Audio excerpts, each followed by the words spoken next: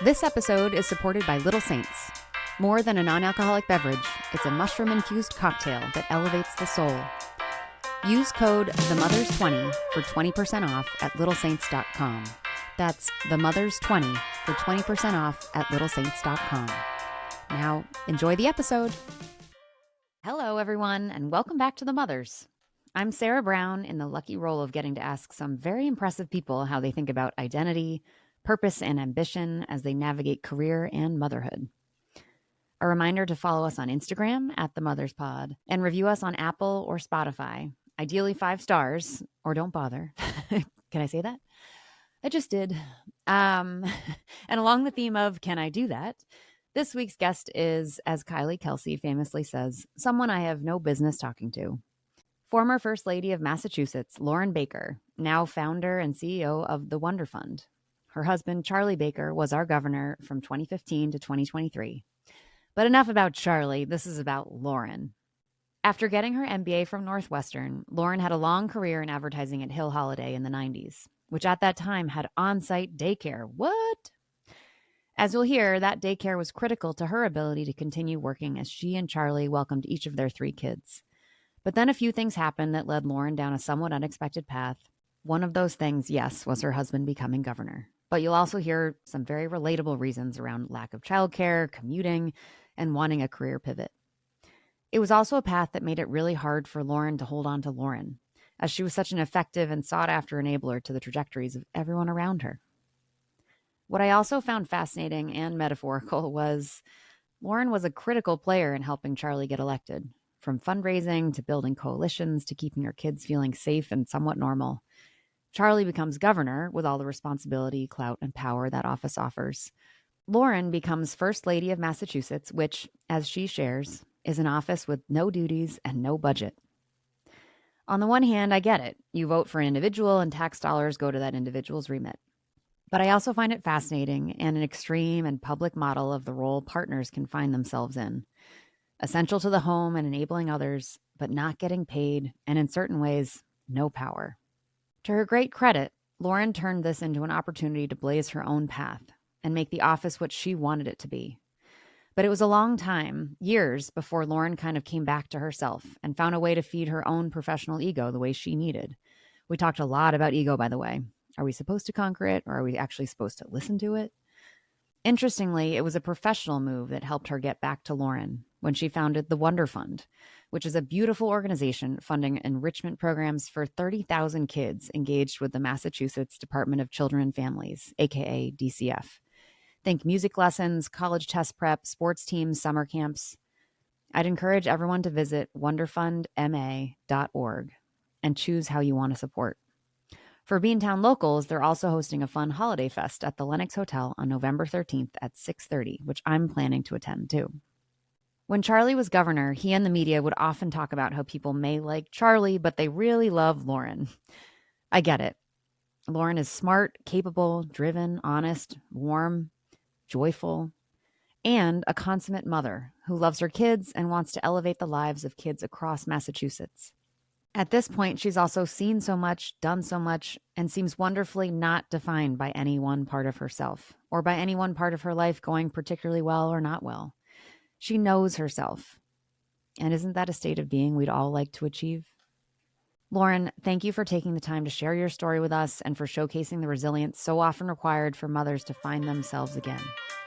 We're all better for it.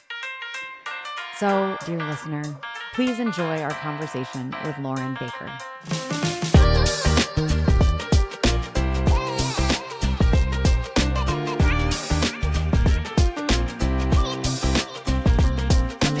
Thank you so much for being here. I didn't know if you had any questions, Lauren, about what we're getting at here or anything before we kind of get into it.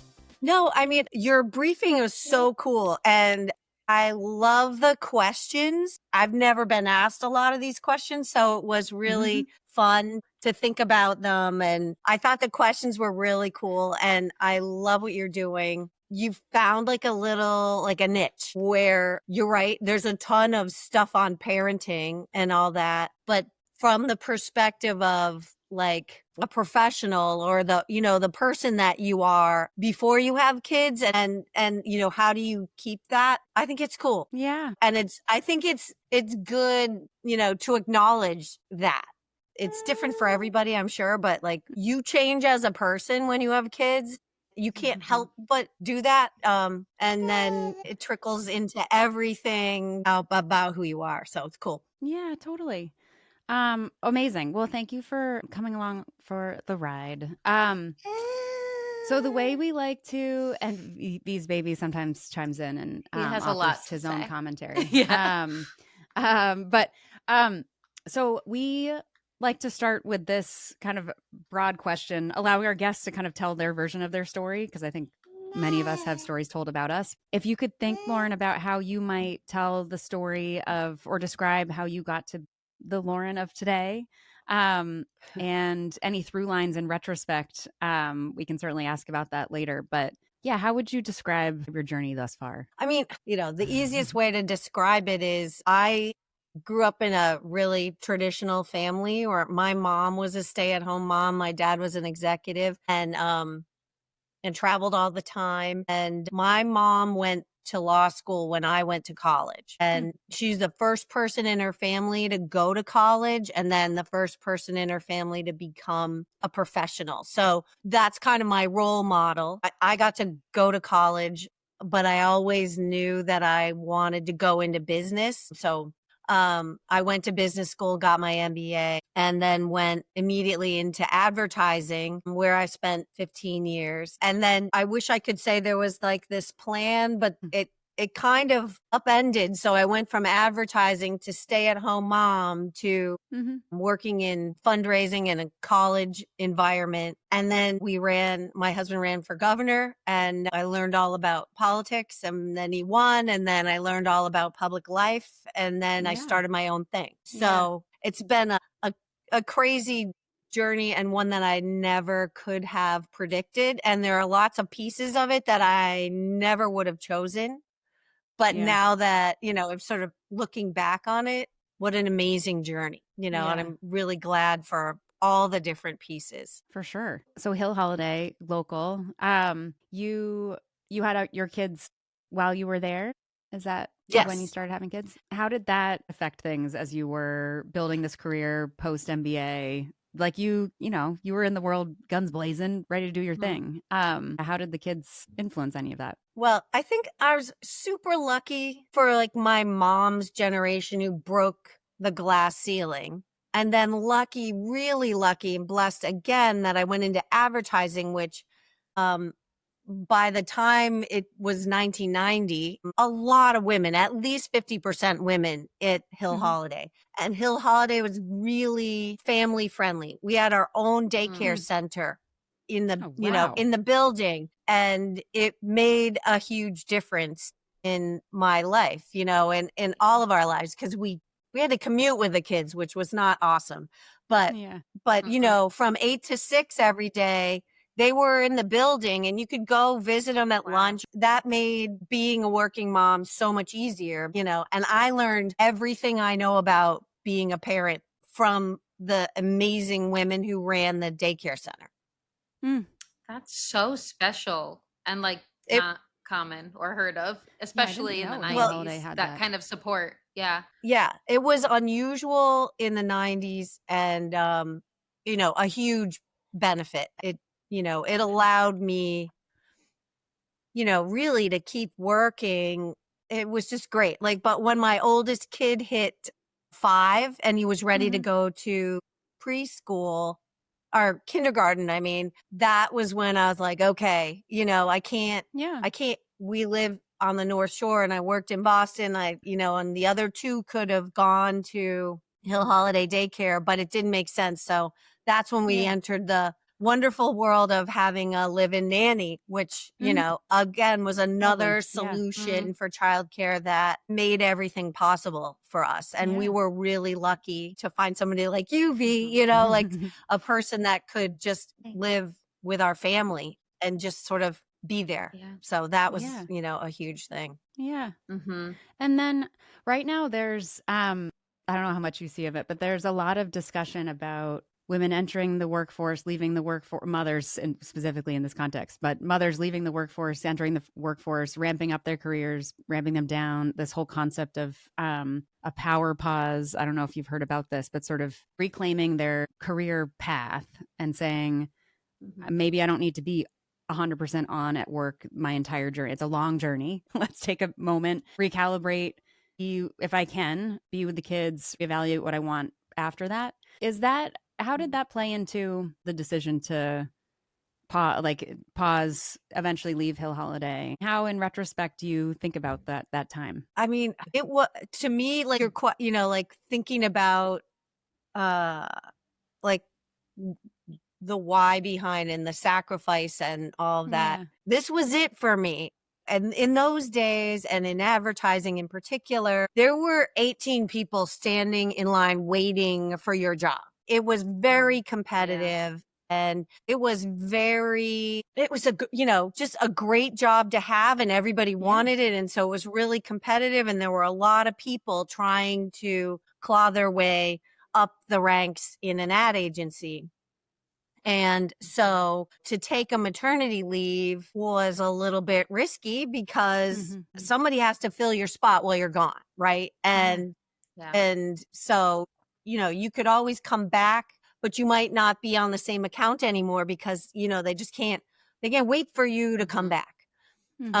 So that was interesting. And the choice to step out of full-time work and stay at home with my kids was precipitated by like the perfect storm of, I got to a place in my career where that sort of corner office executive VP role that I'd been gunning for years. I got this far from it and I was like, I don't want to do that. That's not how I want to spend my time. So I was starting to reevaluate my role and what I wanted to do going forward, and whether it meant leaving advertising or changing companies or, I don't know. I didn't know what it was. At that moment, while I was in this sort of on the precipice of some sort of career change, we had hired our third nanny. And she was set to start in 3 weeks, and she called me and said, I changed my mind. I don't want to be a nanny. And I was feel like, it so deeply. Okay. Yes. And at that same Of moment, my course. husband took a new job, which meant that it was a huge job and a big change for him. And he couldn't do his 50% of the pickups or drop-offs or anything. Like he was just like full on into this job. So it was like this perfect storm. And I was like, well, I guess this is the universe saying, you got to go, you got to stay home. And I thought I was going to, leave Hill Holiday, stay home for 6 months, reevaluate, and then go back to work in the new thing, whatever the new thing was. Well, 6 months turned into like 10 years. And I found it very difficult to get back into full-time work because I think that would have been, the early 2000s. And I think people had a hard time understanding the value of what you learn. And it was probably me more than sort of other people, but to really understand the skills that you build in project management and everything else, human resources, facilities management, all those things that you do when you're a stay-at-home mom. Like I had a hard time translating that into what's the next thing. Yeah. And that was hard. It was really hard. This resonates so much with me. So I thank you for opening up about this. I wanted to really quick just double click on you said suddenly the VP role, corner office, suddenly was like not necessarily what you wanted anymore or didn't seem worth it. But can you say more about what was it that was no longer enticing? And I'm guessing, was that model, who held that role?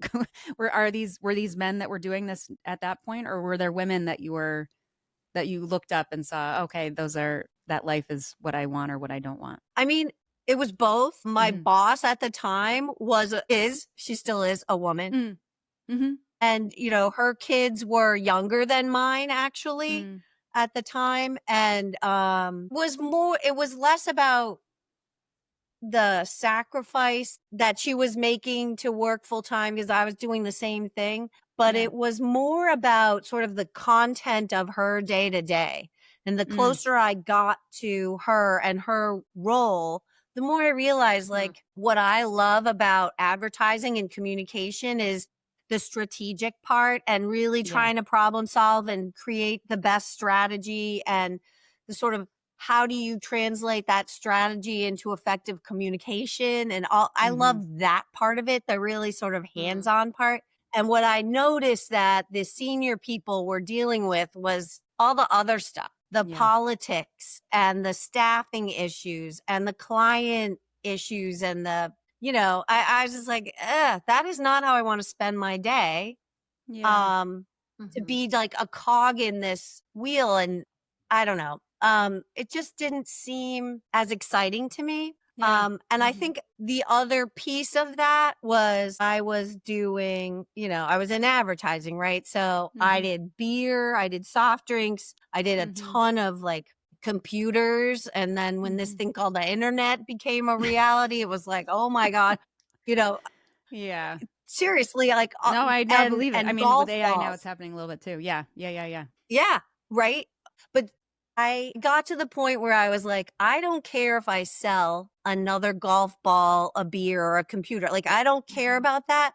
What really spoke to me were the pro bono clients that I took on and really helping a nonprofit figure out how to, build awareness or how to, express their mission to their donors and that kind of thing. And I did a lot of that and I tried to do more and more of that. And then I realized that doesn't pay the bills, so Yeah. I needed something a lot more mission driven, and a lot Yeah. more meaningful to my heart than consumer products, which are awesome and we need them. So, Yeah. but It's so interesting that we have heard this sort of theme of among all of the, C-level founders, Pulitzer Prize winners, like of any range of highly successful career, also mothers, that the key for them, there was a switch that went from working to work and grow and sort of not be powerful, but I don't know, continue to go up the ranks, so to speak, and kind of have a larger remit and more responsibility.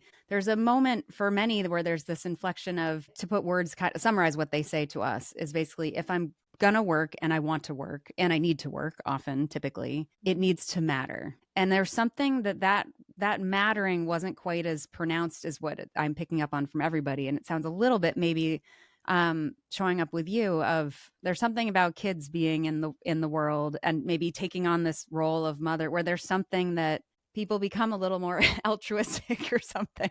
Like suddenly, to your point, it's like not just gonna sell beers, like I actually want to solve problems. Is that, am I putting words in your mouth, or does that kind of resonate with what kind of was going on as you were thinking about this or at this inflection point? I mean, I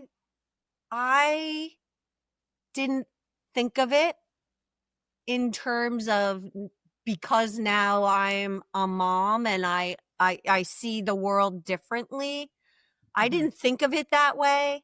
Yeah. I more thought of it, as how it made me feel about my contribution professionally and the kinds of people that I wanted to work with. Service business is hard. And after 15 years of that, I was kind of like, okay, I love what I do, but I feel more valued and appreciated bringing what I have to the table when I'm bringing it to really mission driven organizations. Yeah. But I mean, I've always been kind of a service oriented person. That's where I find the most satisfaction. Great. Is it helping others? So Yeah. that's kind of how I looked at it. Yeah. Well, and then you find yourself collectively as a team, you wind up in, a more public life, public service. What was that transition like in terms of managing your own career expectations, and kind of how you wanted to show up alongside? I also have to say, I loved you. I only see what I see on the internet, but you and Charlie seem to genuinely really love each other. And it seems like everything seems very team collaborative. And I mean, I'm assuming and hoping that's true, but what I could pick up on as I was kind of doing some background research, it seemed like these were collective in many ways. Like your marriage came first and then there was everything else, but you tell me. Well, that's good that it looks that way. It looks that way. No, Perfect. I mean, yes, that's exactly what it is. Yeah, exactly. Yes, I mean that is true. I mean, I never would have picked politics or government or public life, like service, because of the public nature of it. Yeah. But it's fascinating. We didn't do it.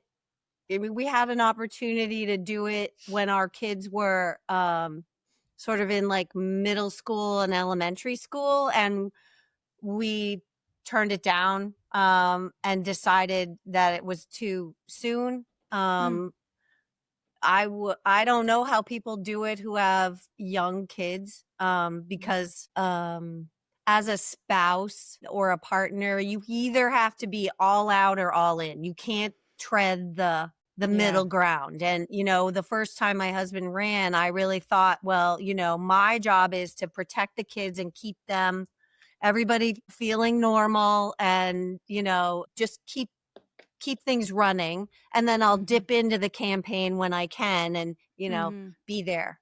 That was really hard because I felt like I wasn't doing a good job in either place, you know? So, you know, but the second time he ran, our kids were in high school and college. So it was much, much easier. And I felt like our town, our school, the schools that they were in really wrapped their arms around our kids and protected them.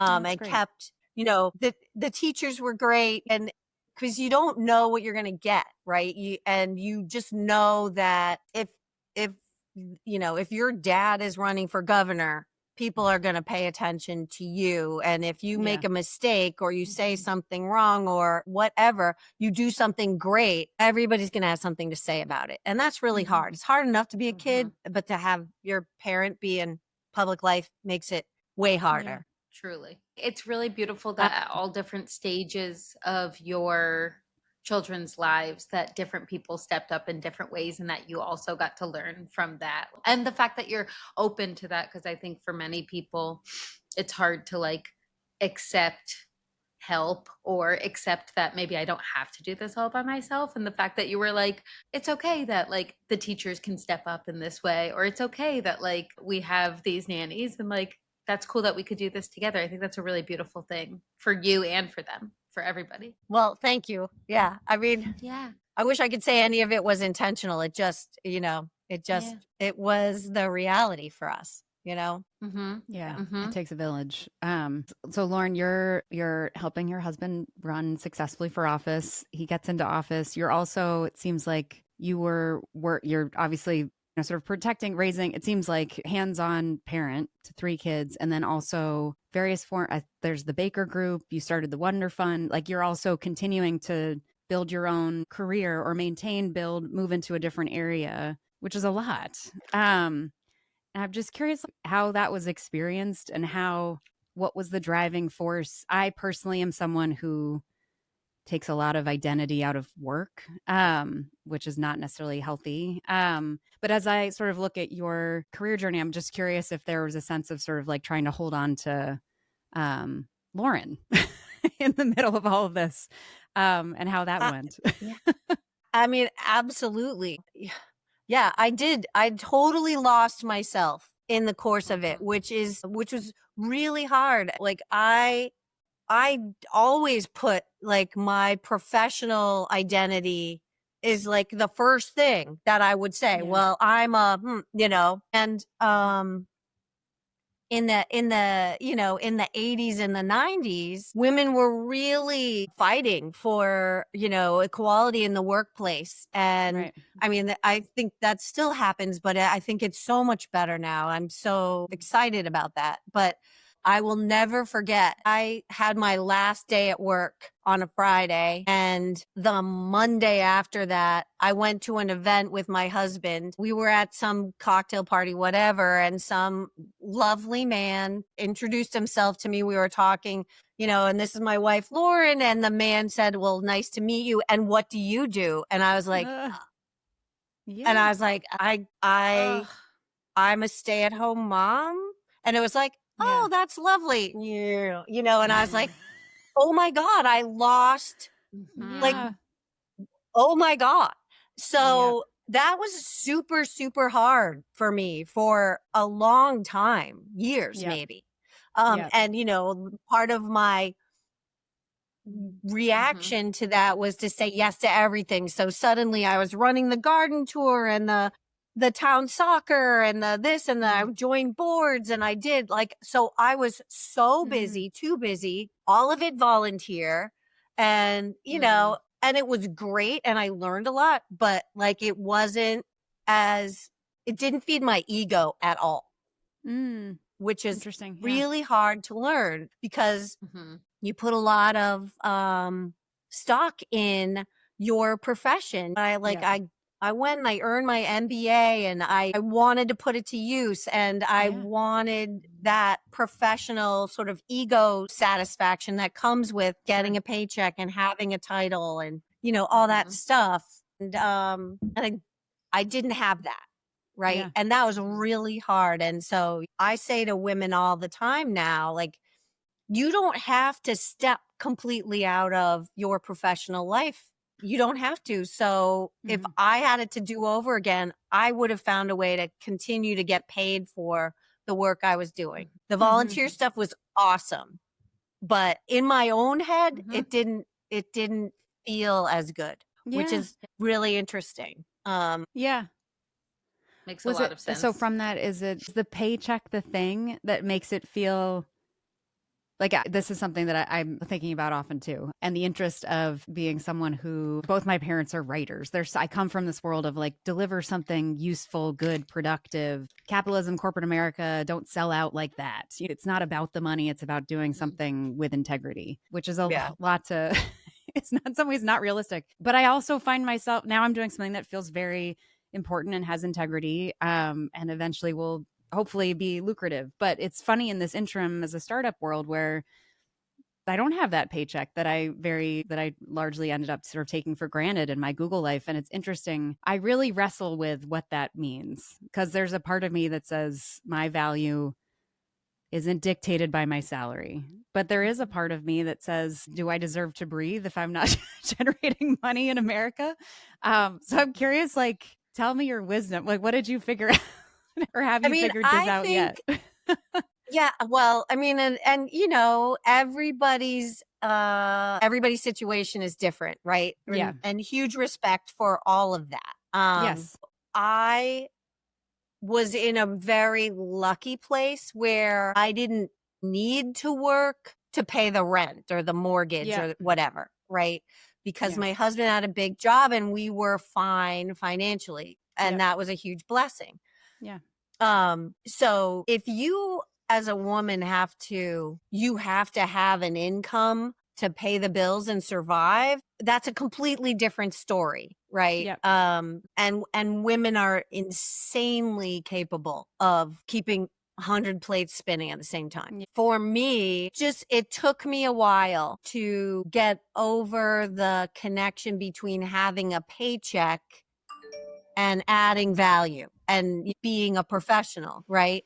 So at some point after I'd been at stay-at-home mom for, 7-8 years, I was volunteering. I was on the board of a small college, and it was a college that really was hand to mouth. They served only kids who were Pell Grant recipients. So really kids below the poverty line and whose tuition was paid for by the government, really.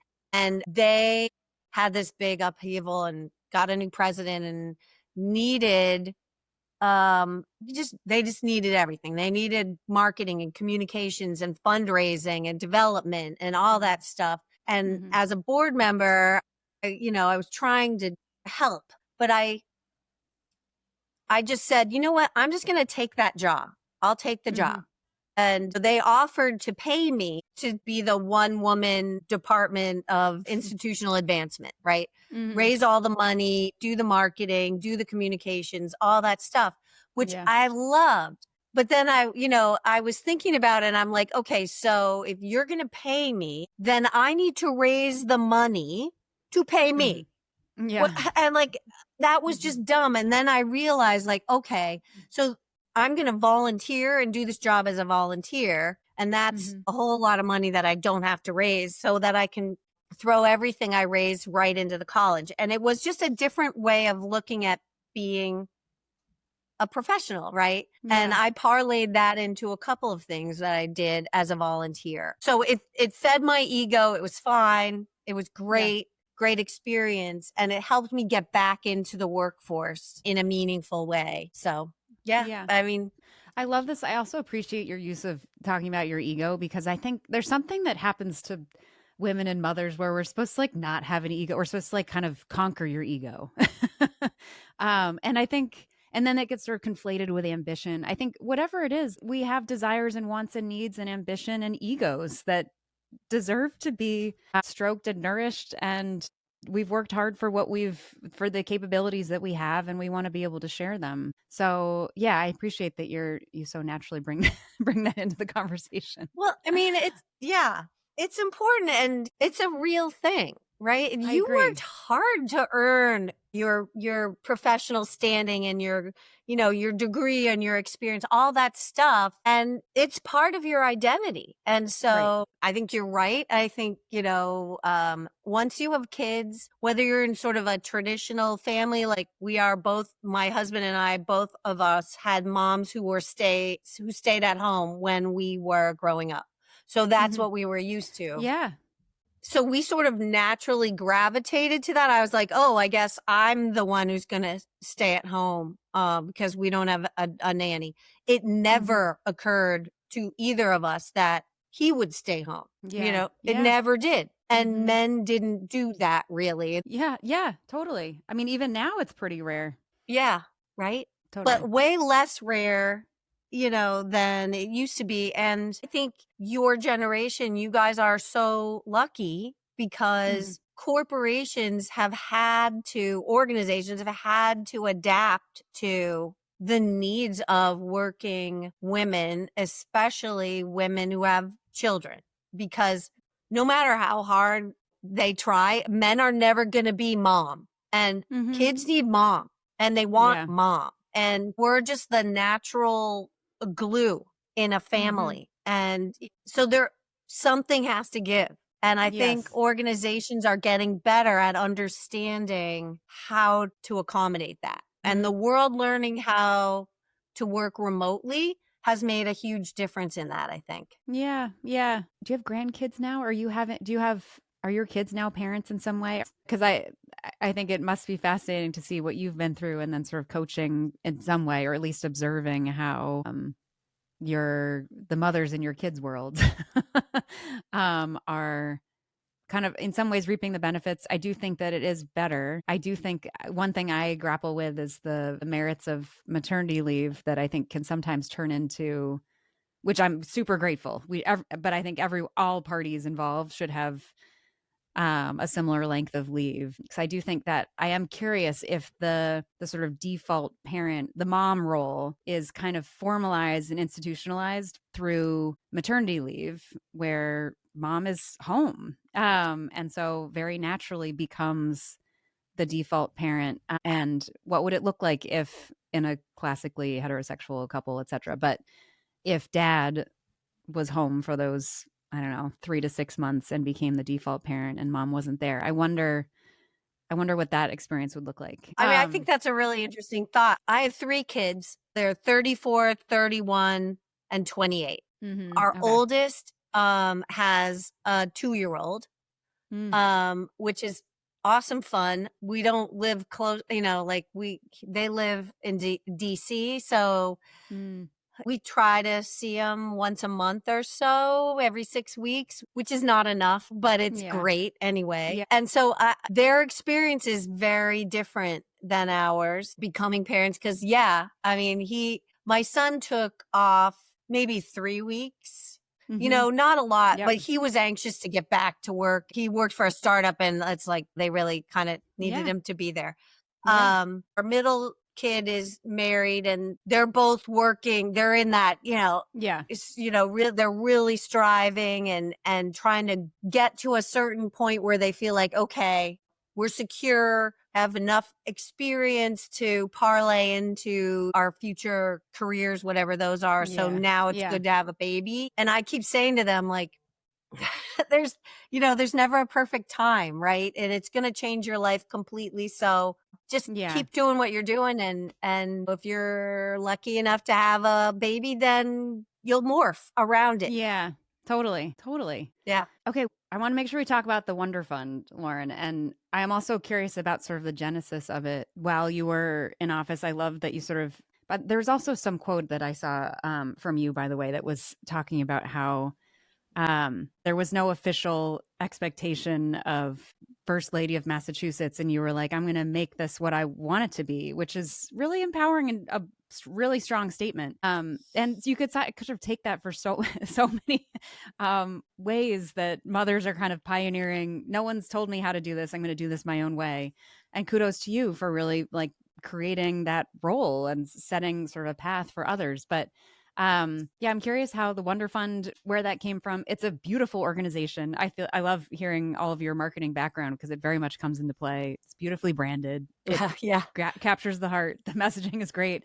And I'm surprised that this wasn't happening. I love that you saw it in some ways was sort of a smaller version of this, the DCF Kids Fund. And then you were like, we can make more of this to have more enriching experiences for kids in these circumstances. But maybe you could share a little bit about the genesis of it and what it means to you now. So the short story is when you become First Lady in Massachusetts, it's not an official position. So you have no official duties, no title, no budget, no office, no nothing. And you're really not supposed to expect any of that, which is fine because it means that you can blaze your own path.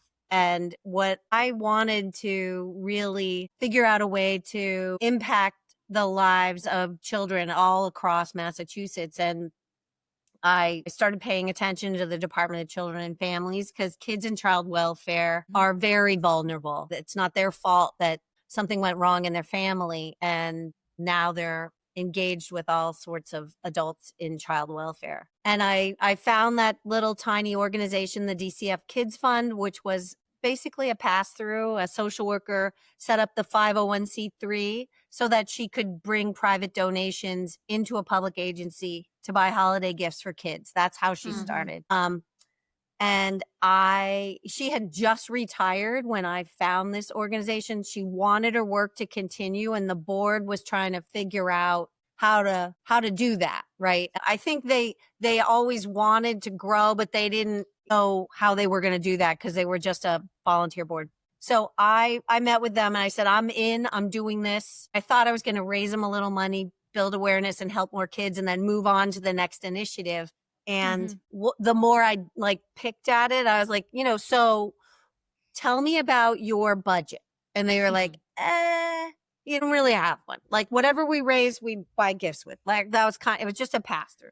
And I was like, okay, so tell me about the database that you're using to manage your donors. Well, we don't have one. I was like, oh, okay. So, okay. So I gathered volunteers. We reimagined the thing, re-engineered it and so that it could scale and then relaunched it as the Wonderfund in 2017. And I had no intention of doing a startup. Like it never occurred to me. It was just kind of one of those things where maybe I'm slow on the uptake because this has happened to me a bunch of times in my life where I'm like, oh, wait, I have to do this? Like, okay, I'm the lead. Okay.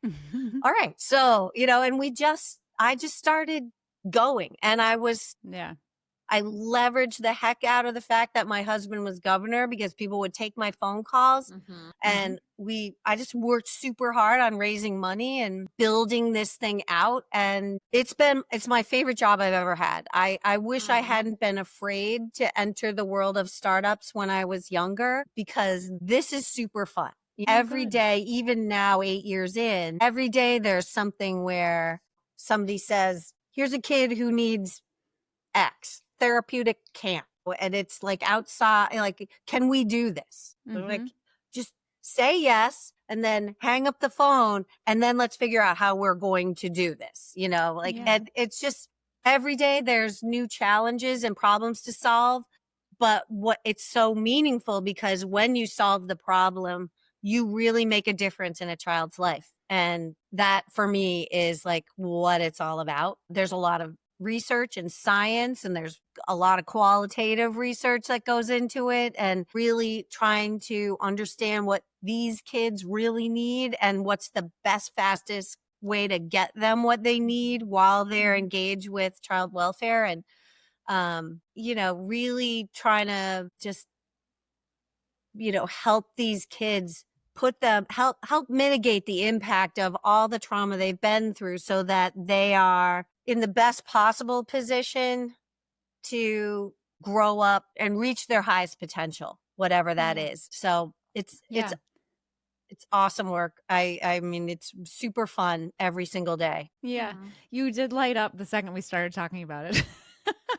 It's amazing. Is this the feeling? I know we talked sort of through the journey, and it's certainly not even remotely close toward the end, but like as you've looked back and putting together your career pieces within the context of your life pieces, does the Wonderfund feel like a natural, has it all coalesced in this effort, or are there still parts that you're curious to explore? I mean, I always knew that I felt the best. I felt the most fulfilled when I was in service to others. And so translating that into a career in advertising in client service, that was service to them, that was helping them solve problems. That was great until it got old.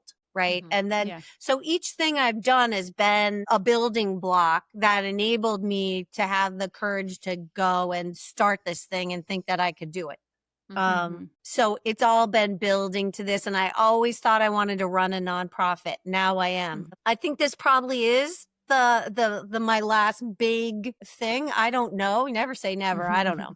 But this to me is something that I'm building so that it's sustainable. So as long as there are kids who need this and a child welfare system that can only go so far, like this is going to be there for these kids. And that's pretty awesome. Beautiful. Yeah. Yes. Nice. So would you say you have it all? Is having it all something that plagues you, or is a phrase that like comes across your mind every now and then, or is it something you've avoided? I don't know. I don't like, okay, having it, like, well, that's different for everybody. What does that actually really mean? I think maybe having it all is getting to a point where you're comfortable being uncomfortable. You accept the fact that nothing is ever going to be perfect, that you sort of are who you are. Like I just think that comes with age and experience. I feel extraordinarily blessed. Like I've had incredible experiences. I found the right partner in life. I have healthy kids. I mean, for me, motherhood changed everything. And I think I want to say like it completed me as a human. It sort of rounded me out as a human, and the perspective is something you can't tell somebody about. But once you understand what it is to like live your life so that someone else can survive, it's really understanding that you're part of a bigger thing. Like you're important, but you're like one important cog in a bigger thing. I'm starting to wonder about like, is actually being a grandparent the completion of it? Because with my own kids, I don't know if you guys are that way, but like when I had kids, it was like, I never babysat. I had no idea what I was doing, like none. And, it was like, oh my God, don't kill it. Right. Like just, just True. And so it was like this for Yeah. years. But like now to watch your own kids become parents is like unbelievable. And then I see my grandson and I'm like, we got this. Like he is going to be fine. Like you're a Yeah. great parent. He's fine.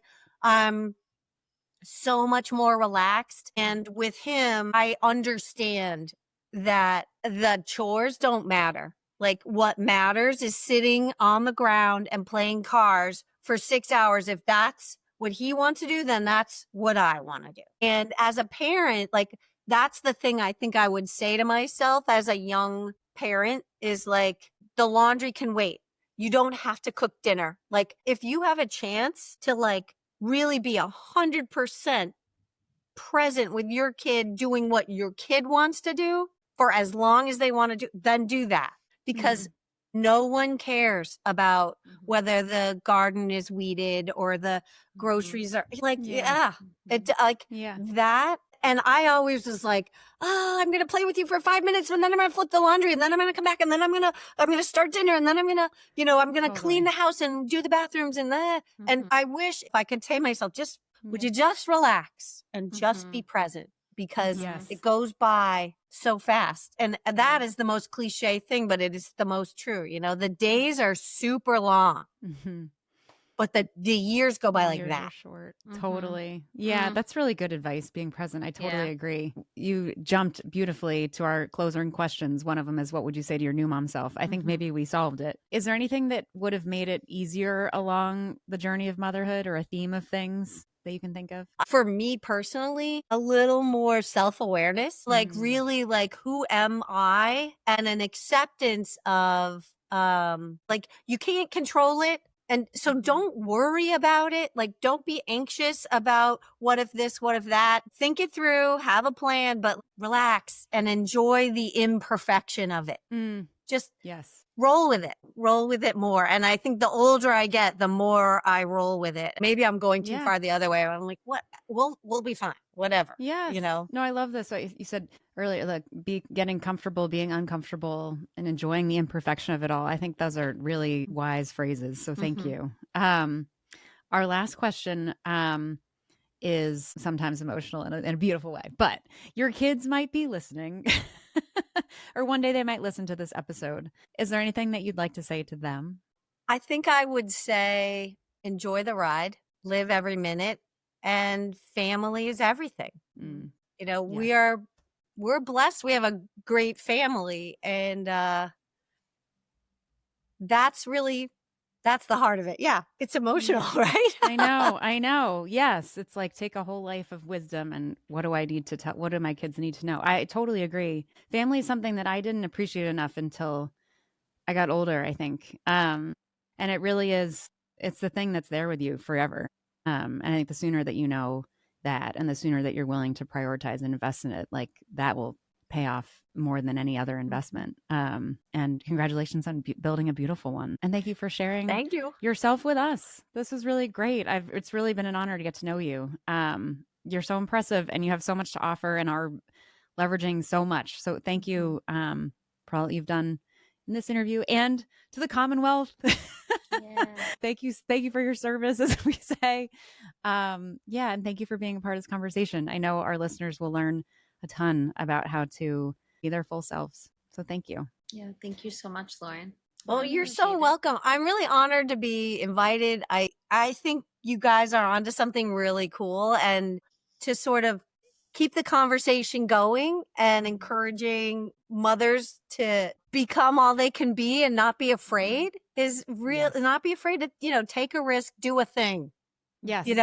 Try it out. That is so cool. And it's a pleasure meeting you guys. And I can't wait to see what happens next for all of you. Yeah, likewise. It's going to be crazy. All right. Well, thank you so much. Lauren Baker, former First Lady of Massachusetts, which I love. Was not a title. I don't know if it still is ever, but yeah, she made it happen. She defined that's that role. so interesting that it should be a formal title and you should have a budget and you should get an office because she's doing a lot of shit. So she deserves that. Yeah. It is interesting. I need to do some historical research as to why in the White House that is true. The First Lady of the United States. Actually, do they get a budget? I don't even know. I don't know if they get a budget. It's a good question. But there is sort of, it's an assumed position. Yeah. And I didn't realize that wasn't a thing Yeah. in local office. I just assumed it would be. Yeah. But she made it real. I loved that conversation. I mean, I just feel like I feel at ease and comfortable. She felt like my mother. I felt like I was like, I also just think this generational, the evolution that happens. And there are other ways. Motherhood is not the only way that society is like evolving, obviously, but it's been interesting for this to think of like, but my mother and Lauren and any of these women that are essentially just older than me with older kids, what their experience was and what was normal and sort of accepted and what they were railing against and trying to move forward from. Like she's like, my mom was a stay-at-home mom, but then went to law school when Lauren went to college. So it sort of experienced this like stay-at-home, like lived through this era of, kind of a quote unquote housewife being somewhat sort of that was the model, but also moving out of that and breaking out of that, so to speak.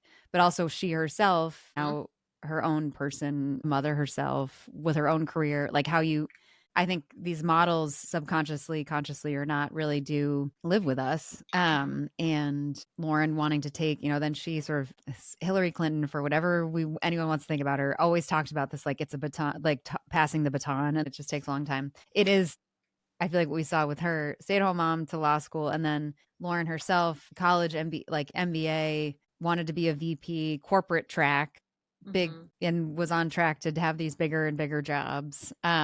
And then also had her own pivots of stepping away from that, and then finding herself kind of the partner of husband with big career, leading career for the family, and then trying to find her own way within that. I just think that's such a real, there's so many versions of obviously all of this. To me, that's one that feels so like we don't think the layer below what that looks like often enough. We're like, oh, okay, husband's working, husband has a big job, mom's at home, mom's happy, of course, like mom maybe doesn't even need to be working, but like gets to be with the kids. Like there isn't, I don't know, we don't really kind of pick that apart. I loved when, painful, but I loved when she was talking about how she's like, I totally lost myself. And how often in this case, motherhood, like, even if we plan to have children, motherhood like happens to us, the uterus blessed ones. And it just is, there's so much reaction that we need to do and accommodating of that reality that we need to do. And it makes sense that we get lost. I don't know. I really appreciated that she was so open about what a wild experience. And how it wasn't easy. The risks that she sort of wished that she'd taken in retrospect is like nice to hear about. And of course, I'm sure if those risks really made sense, she probably would have taken them at the time. Like there's everything in hindsight seems like it makes more sense. But always.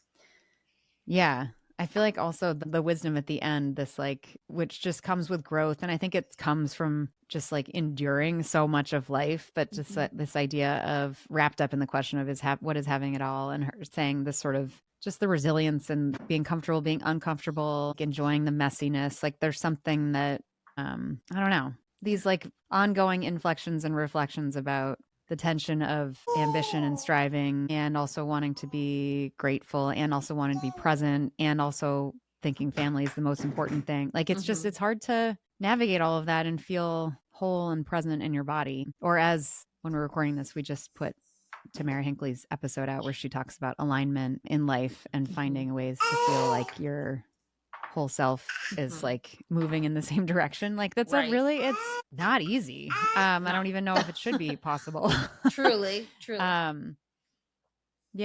And it was nice to hear her, I don't know, like just honestly talking about having an ego that deserves to have its airtime. Like I think that's so like, yeah, that's so core actually what these stories are about. Is like mothers aren't, moms suffering in the corner. Like we have egos. We're humans and we want things and deserve things and feel entitled to things and want to feel good about ourselves and having a healthy ego is a good thing. Obviously, everything in moderation. But I think that there's so much gaslighting and justifying and like sort of rationalizing of our experiences. And I think it's nice to just be like, I have an ego. I want to have a bigger job and I want to be making money. And that's going to make me feel good. And that doesn't mean that I'm a terrible person. You know what I mean? That doesn't mean, doesn't have to mean something, but, yeah, I don't know. I just really enjoy, I thought I personally just identified with a lot of her life path and how she felt a lot about it along the way, how she thinks about it now. So yeah, I feel really grateful to have that conversation. I don't know. Yeah. I think I'd love to like dive deeper. I wish we got to talk more about this, but when she talked about being kind of at the end of her career in her advertising job after her like kids had gone to kindergarten, whatever, and then she realized like, oh, I don't want to be at the top anymore. This is actually not something that feels like it would fuel me. And then coincidentally around the same time she had that nanny who was like, actually I changed my mind, and her husband had gotten a new job. So it was kind of like default, like, okay, of course I will just like step in here and stay at home and do this and step into this role. But I do wonder if, even though there is some choice to that, if there is some sort of like resentment or frustration. She spoke about how like it's really frustrating that the like project manager and like facilities operations and all these things where it's like these jobs that you're doing at home, how does that translate then back to going into the workforce once you've taken that time off? And how like, I don't know, people make this joke, I feel like it's always on LinkedIn, of like if mom, like stay at home mom, was a blind item on a resume, you would have like, it would be so many responsibilities. You would be doing literally everything. And it's unfortunate that we don't see and value it as such. So I'm curious about that. I mean, that's just like a hard thing. And then feeling like, oh, you're doing 10 things at once. So how do you do anything 100%? When she was talking about that too. Of like, how do you do the laundry and be present with your kids and play cards and like make sure that the house is like not set a fire, all of these things. Yeah. I thought that kind of whole topic and conversation is so interesting. Yeah.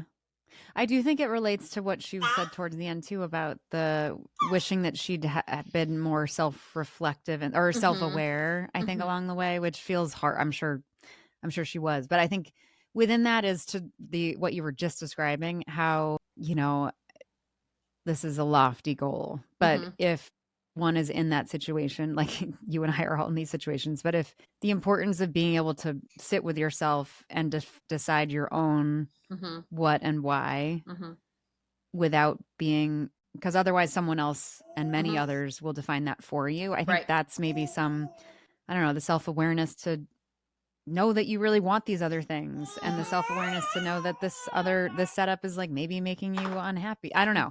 The importance of self-reflection, I think, is certainly part of that. But to where you started too on that, I'd forgotten about it already, but she was ready to go back to work. She'd lined up seemingly a wonderful nanny, and 3 weeks before she called and bailed. And that is my big fear. Even when we hired you, every nanny we've ever hired, I'm like, I don't believe it until they show up. And even once they show up, I'm like, I don't know. Yeah. And just how like, we've talked about this obviously many times, but like how vulnerable, like not vulnerable in like an emotional setting way, but like you're so dependent on this help. Yeah. In whatever form it takes, daycare, in-home care, full-time mother care, whatever it is, especially when they're little. It's been interesting as our kids get older, we're still kind of straddling both sides, but as they get older, there's a way that, you know, our oldest, who's 11, if, you know, he's sick one day, he can, you know, watch TV all day. Like, it's not like there's a way to kind of manage that short term, but when he's 2 and he's sick or nanny can't come or daycare shuts down, like our daycare shut down because the heater broke for like a month. Feels like something you can't just fix. Be like, hey, 2-year-old, like, can you just like sit over there in the corner and play your iPad for like 4 days?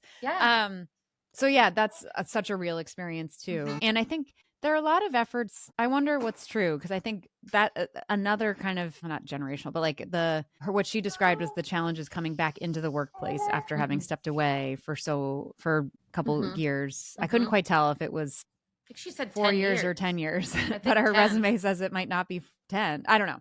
however long that this world, the entrepreneurial tech takeover of the job market that started in like the 2000s is interesting in that I feel like there's more flexibility to think about creating your own thing, or there are ways, I don't know, the nature of work is not as traditional as it was. There are certainly industries where it is, but I wonder, I have a lot of examples of people in my world who have stepped away for a couple years and then come back and are not at all received in a weird way. Like these hiring people are like, makes sense. Like, I don't know. And I'm sure that's not the norm, but I don't think so. I think it's interesting. And even Lauren said this it is incumbent. She was like, there was also a lot that she felt like she was bringing to the table of implying or her own perception of this versus what others might have been perceiving. So yeah, I mean, I think right now the job market sucks. So anyone being out of the workforce and trying to get a job is different. But I do think I have many examples of people that stepped away and then got back into it, which is good. Go power pauses. That should be the norm. Yeah. Also, shout out to Hill Holliday for having in-office daycare. I didn't know that was true. That. In the 90s, that feels like an absolutely absurd. Do they still? Because I thought that's why when Google offered that, it was like, no one's ever done this before. And then they like almost, I don't even know if they had, like not they almost shut it sustainable down, or something. I think TJX has on-site daycare. And I want to say maybe Johnson & Johnson. Like, I'm curious, these like pockets of places. Yeah. I mean, that is like offer it. an incredible, that would personally make me, if I had that opportunity, feel so much better about everything. Like I complimented Lauren a little bit on this like collaborative experience of parenting and knowing that like you don't have to be everything all the time, and like that would make me feel so much better about being able to like go, like working is doing something for yourself in a lot of ways, whether it's financially, emotionally, physically, whatever it is, but then knowing that like your kid is still there, like having that access to be able to show up for them still, like that's so cool. So more people should do that. Get on that, everybody. Totally. Oh my God, I'm sure it's easy to implement something like that. So like, just do it. Yeah. Well, I wonder even if it's like Bright Horizons, right? Because all the scale and whatever we think, I feel wishy-washy in some ways, but they should have locations like I don't know. There should be a partnership there. I think there are. Those do exist. I'm sure some places, then the problem is you're still paying for it. I think some companies it's heavily subsidized as it when should it's be on site, but not all. We want it really subsidized and also really good, and also everyone to have it. Yeah. Come on. Too much to ask? We'll get there. Okay, cool. Talk to me about your joy right now, V. Or this week. Tough week in this house, but let's see. Joy, that's an easy one. Joy, you had a birthday that was meaningful. First birthday, and we had like a significant amount of family coming to town, which was really nice. And like it was chaotic and messy in all the ways and like whatever, but it was really nice, like a reminder of why we're here, and just was really fun and like cool to celebrate. We sang happy birthday a lot. We had a lot of cake and ice cream, and it was great. That was a big joy. It was really special. It was cool. Not necessarily emotional, but just like beautiful to reflect on the past year and how much change has happened. And it was cool. That's my joy. Where's yours? Oh, I love it. I love it. I have a lot of things to pick from. I think one sincere joy right now that is I got our kids into this community service oriented camp for a week. Very cool. And I'm so glad. What is it? What is it? Like today they're going along the Charles River to pick up trash and they're walking for like 2 miles to do it. And it's called Service Stars. Cute. And partly supported by some of my kids' friends' parents, specifically a mother works there, and she's super cool. And cool. I don't know, I felt really, I mean, our kids exist in such a lucky place, and I feel so happy to be exposing them to more of what the world is. And some of the things that like our oldest the other day was like, no one dreams about like going and picking up trash along the river. I was like, yeah, like welcome to what like a lot of life is. Like not all of life is exactly what we dream it to be, and we find the good in it. And also just, I don't know, they're doing a range of things like fundraising things, making, you'll appreciate this, for as an animal lover, which I try to be, but I don't know. Hates animals. Sarah never wants a pet in our house, everybody. Don't let her fool you. Although, of course, because I do everything I say I wouldn't do, we're for sure one day going to have a dog, and I'm going to be like, and it's going to be like devoted to the dog. A Malamute, like the largest dog. It's actually a polar bear, and it's going to only sleep in bed with Sarah. For sure. She's going to carry it around in a baby Bjorn. Yes. Oh my God. Wait, I didn't tell you this. Sorry, tangent, but funny one.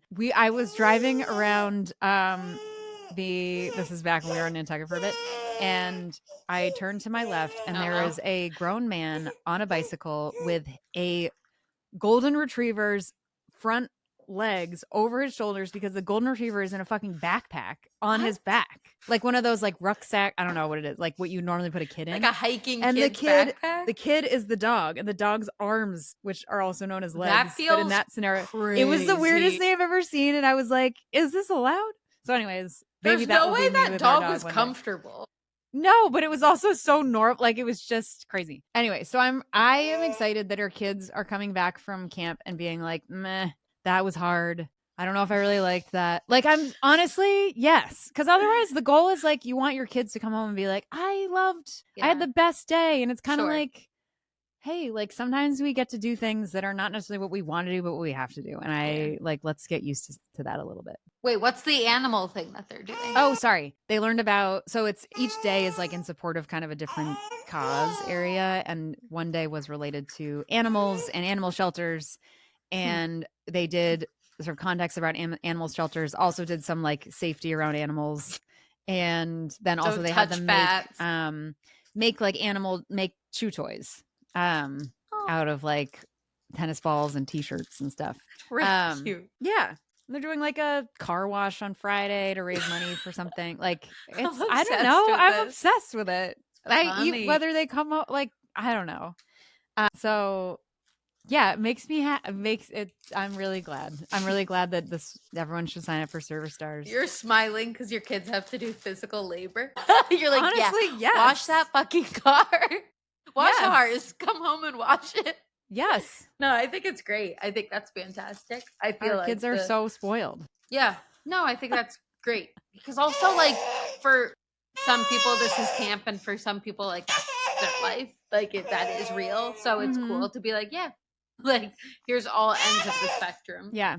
I think the other piece, and I know we'll stop in a minute, but the other piece really quick, I think too, is that there's something satisfying about, these are potentially not careers they're interested in, but like exposing them to different work industries feels important, and it's something that isn't really happening in the same way. Like I wish this had happened to me earlier, where it was like, here's like what a job is. Yeah. And started that in very early, like just exposure to what the endless buffet of employment looks like. So I feel grateful that they're having sort of like exposure to that versus classroom crafts. I know they need the, like, what you see in the movies of like the career fair where like your parents come in and they say what they do to your class, but like in a real way. Yeah. Of like, not everyone is in tech and finance or whatever. It's like, I don't know, a whole spectrum of it. Yeah. I'm a teacher. I work in retail. Like random shit. Like they need, like, that would be very, very cool. Yeah. Yeah. Also, especially now, and I keep saying this, I want to see the data, but everyone says your generation V and even younger, so like babies, they want to be like plumbers. They want to do like hands-on stuff, especially as AI is theoretically taking everything else away. Yeah, I feel like there's this whole shift of like, I'm going to go to trade school because I know those jobs will exist. And I'm like, fuck yeah. Yeah. Yeah. Do it. Being a nurse, like all those things. Yeah. Okay, amazing. Cool. Thanks for this convo. I really enjoyed it. All right. We'll carry on. Talk to you soon. Love you too. Bye.